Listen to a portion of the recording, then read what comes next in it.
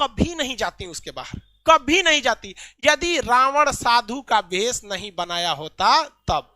तो ये क्या खुद की पत्नी भी धोखा खा सकती है, तो आप आदमी किस दे।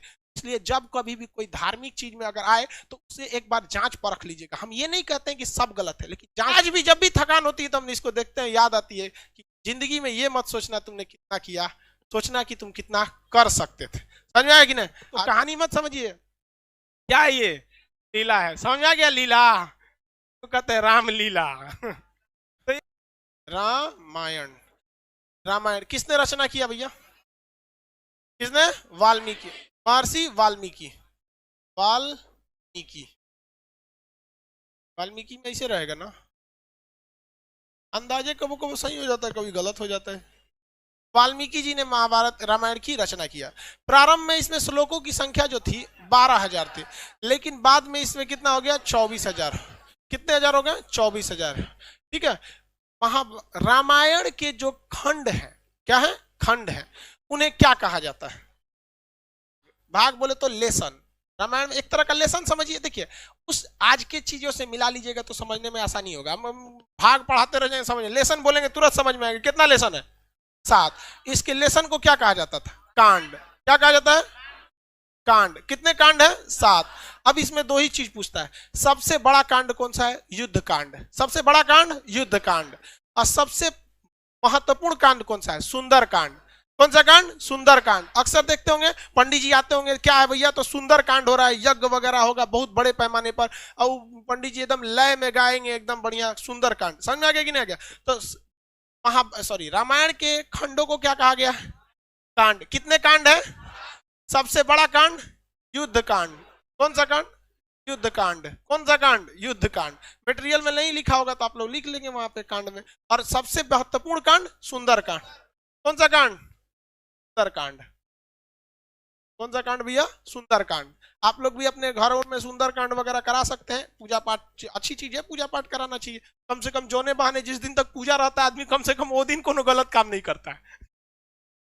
सबसे बड़ा तो फायदा इंस्टेंट दिखता है, आगे हो ना हो लेकिन कम से कम उस दिन आदमी कुछ नहीं करता है। जिसके घर में हरि कीर्तन होता है या यज्ञ वगैरह होता है, या मुस्लिम में जिनके घर में कुरान खानी होता है, कम से कम वो उस दिन कुछ गड़बड़ नहीं करता है। भाई आज पूजा पाठ है, हटाओ यहाँ पे ये कांड। अब देखिए, महाभारत रामायण जो है ना, ये तो है भैया क्या चीज? एक काव्य है, लेकिन एक्चुअली में रामायण एक लीला है। लीला मतलब समझते हैं मैच फिक्सिंग। पहले से रामायण में हर चीजें क्या थी? फिक्स थी। लेकिन हमारे देश की शिक्षा व्यवस्था इतनी चौपट कि हमें और आपको समझने का मौका ही नहीं दिया, और इसे एक धार्मिक किताब बन के रख दिया। रामायण को अक्सर कहा जाता है रामलीला। देखते हैं, ये राम जी की क्या थी? लीला थी। राम जी की क्या थी? लीला। अगर आप इसके छोटे से छोटे चीजों को अगर आप समझेंगे, कोई भी चीज को अगर समझेंगे, छोटे से छोटे चीज को, तो आज के जीवन में आपको बहुत सारी चीजें सीखने को मिलेगी। अच्छा ये बताइए, राजा दशरथ जी की पत्नी थी, वो कौन सी पत्नी थी जिन्होंने रथ में उंगली डाल के उनसे वचन मांगा? कौन थी? कैकेयी। उन्होंने क्या कहा था राजा दशरथ जी ने? कि हम तुम्हें एक वरदान देंगे। बदले में उन्हें क्या कहा? कि हम उचित समय आने पर आपसे क्या मांगेंगे? वरदान। याद रखिएगा, आज के जीवन में अगर आप किसी से कमिटमेंट करते हैं तो तुरंत पूरा करवा लीजिएगा। ऐसा मत कहिएगा कि उचित समय आने पे हम तुम्हारे लिए करेंगे, वरना आने वाले समय राजा दशरथ जी की मृत्यु का कारण भी बने थे राम जी का वनवास। कौन बर्दाश्त करेगा वहां पे? राम जी का। लक्ष्मण जी को तो वनवास नहीं था, वो तो साथ में चले गए थे, भाई के स्नेह में चले गए थे कि नहीं? तो ये आप इसका ध्यान रखें। ये क्या चीज था? ये आने वाले कलयुग के लोगों को दिखाने के लिए एक प्रेरणा की स्रोत थी। कि देखिए, आज उन सबको पता था भगवान जी को आने वाले समय में एग्रीमेंट वगैरह बहुत होगा, बिजनेस आगे जाएगा, जीएसटी उष्टी, तो कैसे खुल के थोड़े बोलेंगे कि एग्रीमेंट में ऐसे मत करना।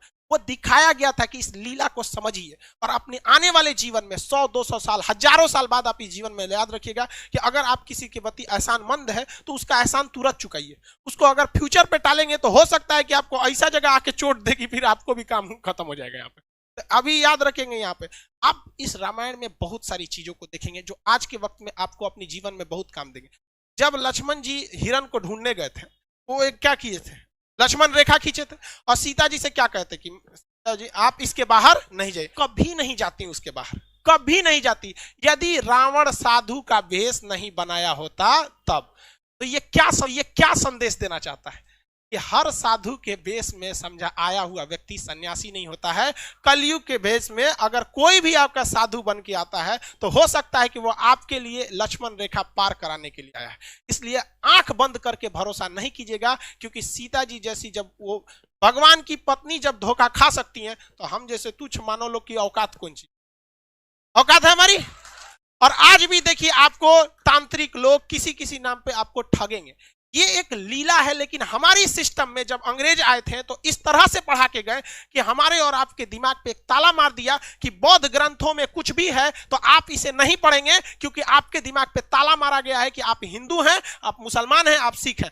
अरे भाई, महात्मा बुद्ध ने कह के गए थे क्या कि हमसे तुमको कोई भी बौद्ध लोग ही हमसे अपनी तमन्नाओं को मांगना या हमारी मन्नत मांगना, अगर कोई मुस्लिम या हिंदू हमसे कोई प्रार्थना करेगा तो हम पूरा नहीं करेंगे। क्या मर्यादा पुरुषोत्तम राम कहते क्या कि अगर हमसे कोई सच्चे दिल से मुस्लिम अगर हमसे अपनी प्रार्थना करेगा उसने मुसीबत में तो हम उसकी पूजा नहीं, की प्रार्थना को नहीं सुनेंगे, कहेंगे भाग तू मुस्लिम है, क्या कहेंगे? नहीं। लेकिन हम लोग 200 साल तक अंग्रेजों के गुलाम रहे। देखिए, मुगलों के वक्त में भी हमारी संस्कृति पे आँच आई थी, मुस्लिम शासक के वक्त आई थी, लेकिन उन लोग की सोच दूरदर्शी नहीं थी, वो केवल हमारे सामाजिक क्षति किए। लेकिन जब अंग्रेज का शासन आया ना, मेंटली बर्बाद कर दिया सब, जिसका खामियाजा आज भी हमें भुगतना पड़ता है। जबकि ये साफ संदेश था राम जी का कि देखिए हमारी खुद की पत्नी भी धोखा खा सकती है, तो आप आदमी किस दे।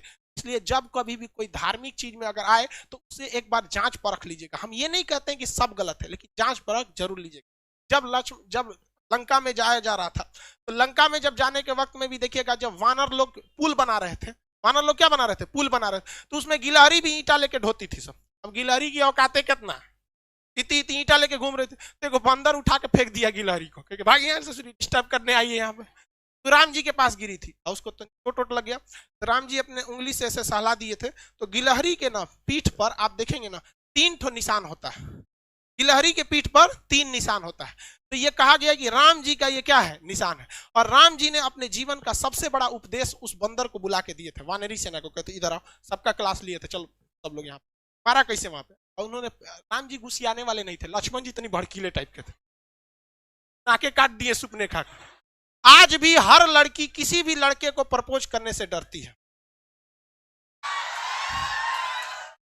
क्योंकि उसको याद है ससुरा हमारा एक बार रामायण के समय लक्ष्मण जी काट दिए थे। लड़का डरता है कि कहीं तमाचा मत मार दे, लड़की डरती है नकिए मत काट दे। खैर ये मजाक वाली बात है, इसको सीरियस नहीं। तो राम जी ने क्या कहा था कि देखो, मायने ये नहीं रखता है कि तुम कितना किए हो, मायने ये रखता है तुम कितना कर सकते हो। बंदर लोग जो है वानरी सेना, तुम्हारी क्षमता ज्यादा है, तुम बड़े बड़े पत्थर को उठा सकते हो, लेकिन गिलहरी ने उतना बड़ा पत्थर उठाया जितनी इसकी औकात थी। इसलिए अगर कामयाब होना चाहते हो तो ये मत सोचना आज के समय में कि तुमने कितना पढ़ाई किया, बल्कि अपने आप से पूछना कि आज हम कितना पढ़ सकते थे। समझ में गया? इसलिए हम आज भी इस गिलहरी को अपने पास रखते हैं। जिस दिन हमको थकान होने लगती है, हम इसको देखते हैं तो राम जी की बात